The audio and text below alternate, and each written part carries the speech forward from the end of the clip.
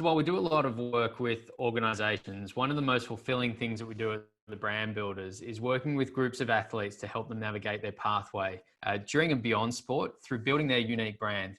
And we felt it was really important distinction to offer some ideas and opportunities for athletes, not just to sports organizations. James Begley is an entrepreneur and former professional athlete who is the founder and CEO of PickStar, a marketplace that opens up access to sports stars for any engagement or experience imaginable. James has a vision to truly democratize access to high-profile people worldwide. He's leading PickStar's global expansion, which has begun in the subcontinent.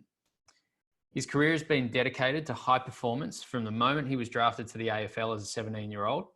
He spent 7 years as an AFL player, initially with St Kilda before returning to his home state to join the Adelaide Crows.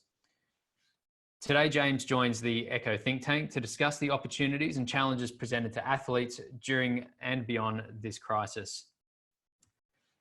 James, welcome, mate. It's good to see you again and great to have you here as our final speaker today. Thanks, mate. Yeah, it's obviously always good to be the bookend of a conference, so I'm looking to spice things up and keep it exciting.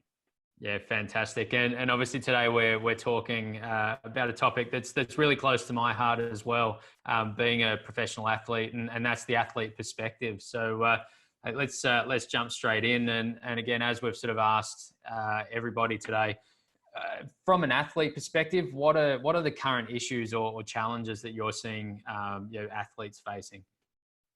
Well, I guess the privilege that we've got in the business that we run is we are the actual brokerage point between a commercial deal and the talent themselves. And so in some respects, we are the canary in the coal mine. So just to trace back a little bit, we noticed that, we are in the world of sport and we are in the world of events. And not the two best industries really through this COVID period. But the NBA shut down on the Friday, I think it was.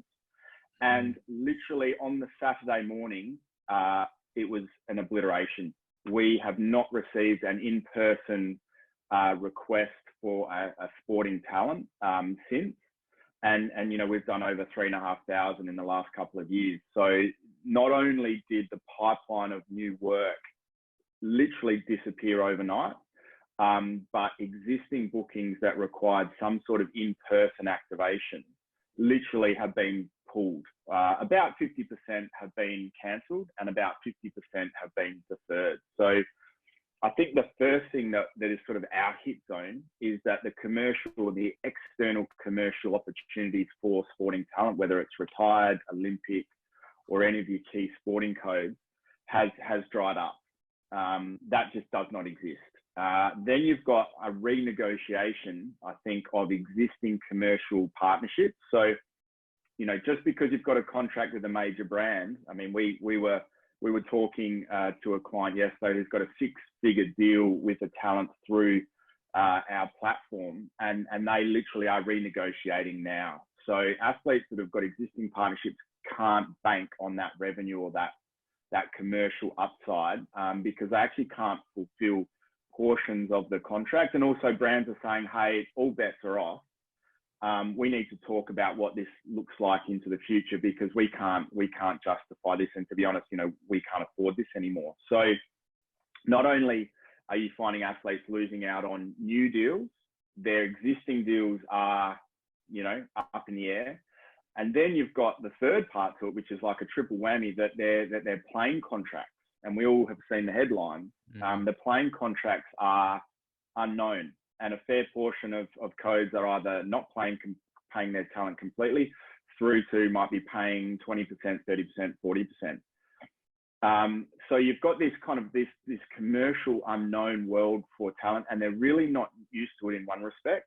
They're not used to it because we can always bank on sport happening. On the other side of it, no one really cares.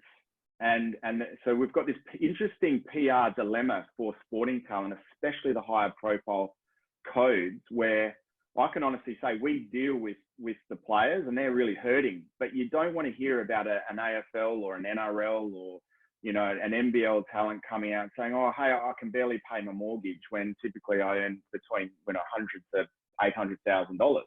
Yeah. So you actually, as a talent, you have no right to kind of voice your problem. So what we are seeing is talent. An anecdotal story for you. It's not just talent. It's the administrational layers around sport. We know a strength and conditioning coach that literally is applying for FIFO work in Queensland. We've got existing. I spoke to a list manager of an AFL club this morning, and he's currently camping at the moment. And he's out of work, and so you've got this kind of this carnage happening in the sports world. And it just means that the talent themselves are going to really battle, not just this year, but also next year when the profits fall and companies have less discretionary spend. So that's kind of our hit zone, and that's what we have noticed. And it literally turned off overnight.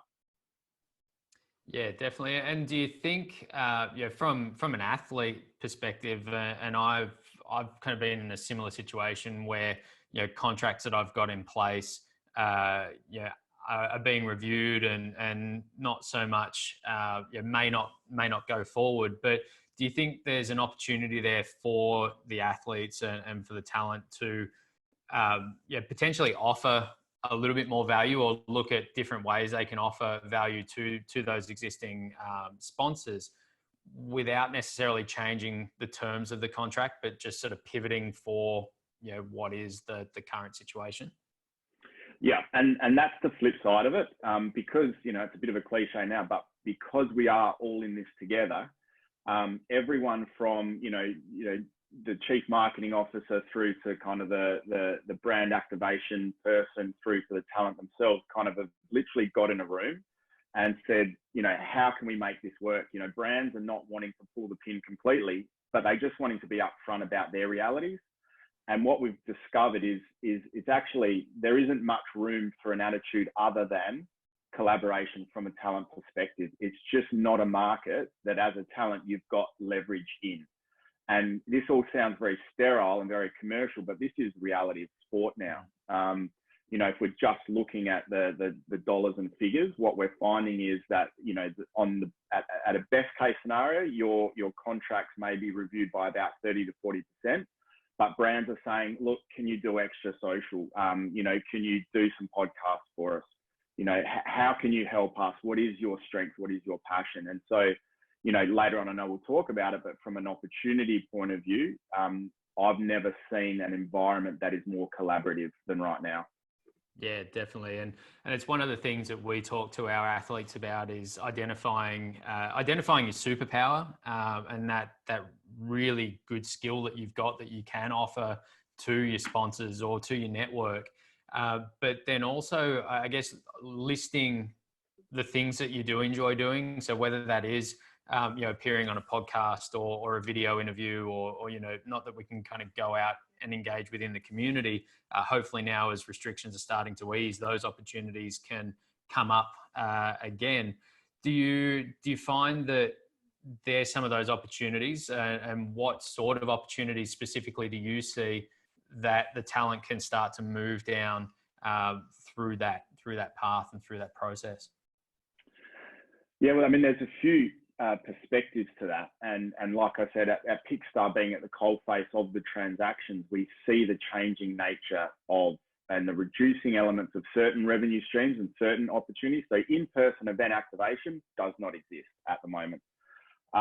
We've though got some elements where brands are pivoting some of their budgets, whether they were going to have large in-person activations, whether they were conferences or exhibitions or events themselves. Now that's because that doesn't exist. They're actually still deploying money into ambassadorship and social campaigns. So we are seeing now a growth in and an overspend in those areas. And so talent that weren't necessarily strong at it are having to find ways to deliver on that.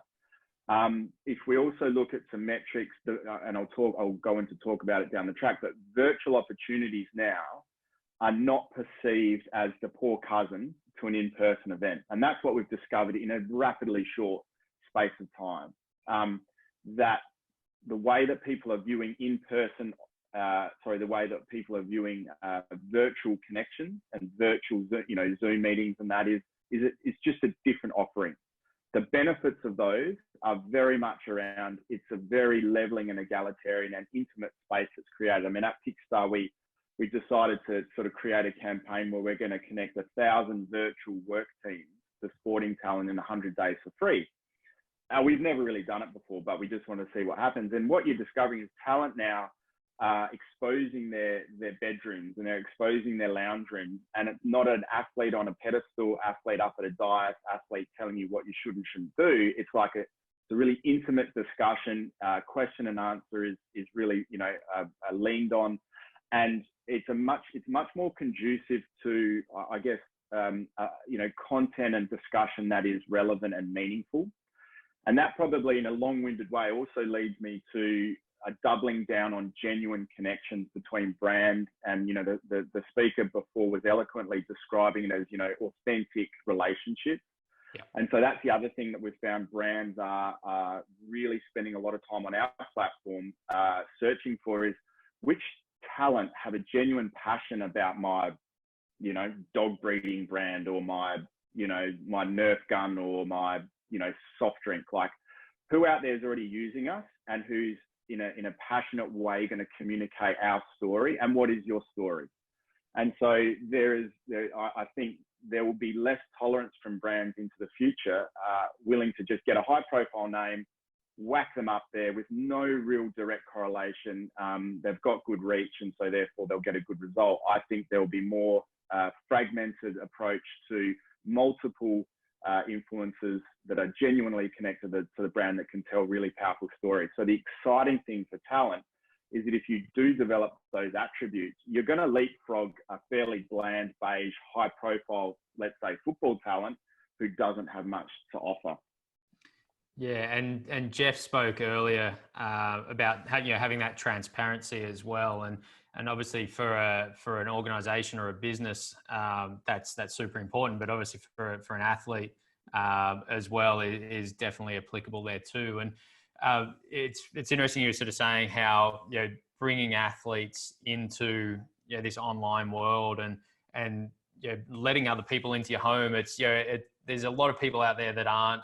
That may live quite particularly private lives, both as athletes and everybody else out there as well.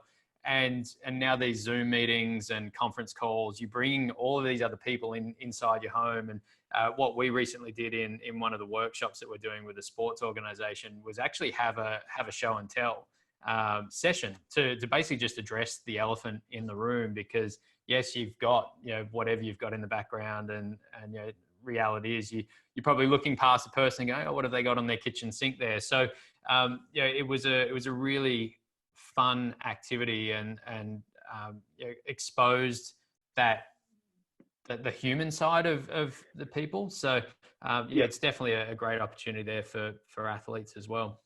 Well, if you think about it, I mean, that's how social media started, was to give a raw or an organic view of an athlete's life. I mean, it's great, but it's also frustrating that now it is an incredibly cultivated filter that you see athletes through. They present the best parts of their life. Sometimes there's the frustrating parts, but it's still with the mask on. And what we've seen in a lot of these virtual kickoffs, and I think of one, Adam Gilchrist participated in a virtual online call with a business, and literally his dog jumped up on his lap, and everyone's like, what's your dog's name? And he goes, it's Honey. And they were just floored by that. Like, we know Adam Gilchrist's dog's name. And he talked about this incredible stuff about motivation and an amazing quote. But what they remembered was that Adam Gilchrist's dog, his name was Honey, and that his son was in the background shaving his head. That's an incredibly intimate look into what would normally be a filtered view. So I completely agree. And that's going to be really interesting to see where this virtual stuff goes. And probably just to finish on that, what we see as the next frontier, and what we've noticed already in a short space of time, is that people now are looking beyond the domestic talent for these virtual online appearances. We had a request yesterday with a half-decent budget for sort of Alex Ferguson, and we're currently in negotiations to connect him up into an Australian work team. Businesses never thought about that previously. And now, the power of the Last Dance documentary is going on. We've had requests not only for Luke Longley, but Scottie Pippen. And whether or not this happens, we don't know. But at the end of the day, it's now people's imaginations are being stretched as to who you can bring into your living room. Yeah, definitely. And I think that leads really nicely into my next question. The opportunities that exist for athletes post COVID-19, and even currently as well. You're saying that Australian businesses are looking to bring in international talent. Do you see that could be a potential opportunity for Australian talent to feed into some international business as well? Spot on. Absolutely. And funnily enough, we've even delivered through our social good campaign where we're connecting businesses with sporting talent. We had Afterpay, so a business with Australian origin that has a Silicon Valley work team. And they saw some of the LinkedIn stuff that I was doing just to promote our mission. And so they connected in with Katrina Webb, a Paralympian who's won multiple gold medals. And they got her to speak into this, all-American Silicon Valley work team. And it was just a brilliant example. And they loved it. They ate it up. They thought it was fantastic and they're going to look to do more. But it's a great example of, Katrina Webb, an Adelaide-born talent, delivering something on a global stage from a lounge room. And to a degree, again, that wouldn't have existed 8 weeks ago. So the opportunities now I see is that there will be a more meaningful approach to virtual online appearances from talent. And I think businesses are only just scratching the surface as to where it can be used and just the volume of stuff that talent can now do. So we see that as a huge market, and it's a market that doesn't exist at the moment. And that's the exciting part about it. Yeah, definitely. And then sort of once we start to come out the other side of this crisis, things won't go back to normal. Some things will go back to normal, but the reality is there's a lot of things that won't go back to normal. Where do you see opportunities sort of laying for the talent once we get back to participating in sport and having professional competitions and obviously leading into the Olympics next year as well? Yeah, there's a few parts to that. One part is the administrational realities of sporting clubs, and this is from multiple sources, is they will only go back to about 60% in terms of the budget spend and the number of people in football departments or soccer departments, performance departments. So on one hand, there's going to be less people involved. And so I think the first opportunity from a talent point of view is to learn to get hungry again.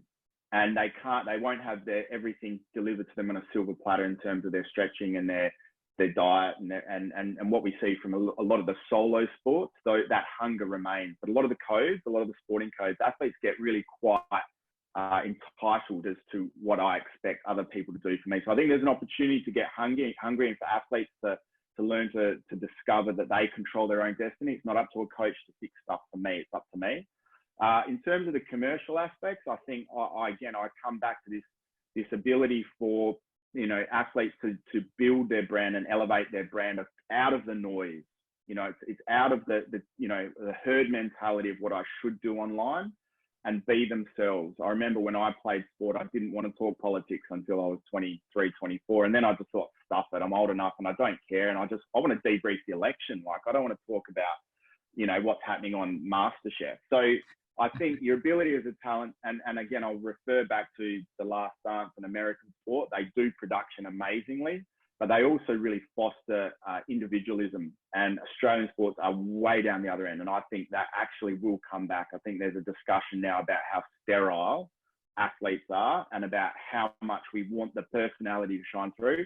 And actually, clubs and leagues have a responsibility now to not be authoritarian and clamp down on every missed word or kind of positioned message. So that's just an awesome opportunity.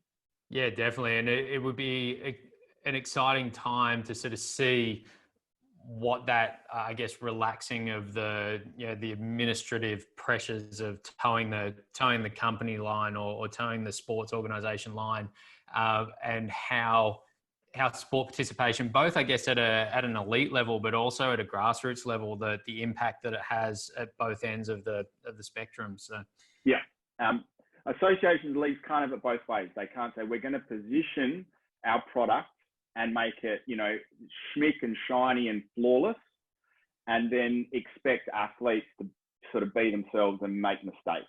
and they can't have both. What they need to do is to find a way to position the voice of their league, which includes the human being aspect to talent. And I can't wait, for talent to come through feeling comfortable to be themselves. And I don't mean the moral mob mentality either, where we all just have to say the right thing all the time. I mean about, Pocock's a great example in rugby, where he just follows his passions, and your passion could be political, it could be food, it could be books and literature, whatever. But at the end of the day, give us some personality back. And that's what I'm looking forward to.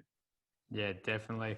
Well, James, that's all we've got time for today. It's been an absolute pleasure talking with you. Sorry to cut you off. I could sit here and talk to you for ages about this. As I said, it's something that I'm extremely passionate about, as a professional athlete myself. So I'll no doubt chat with you a little bit more offline about this. Looking forward to it. Been really good chatting to you. Thanks for the again opportunity. for joining us.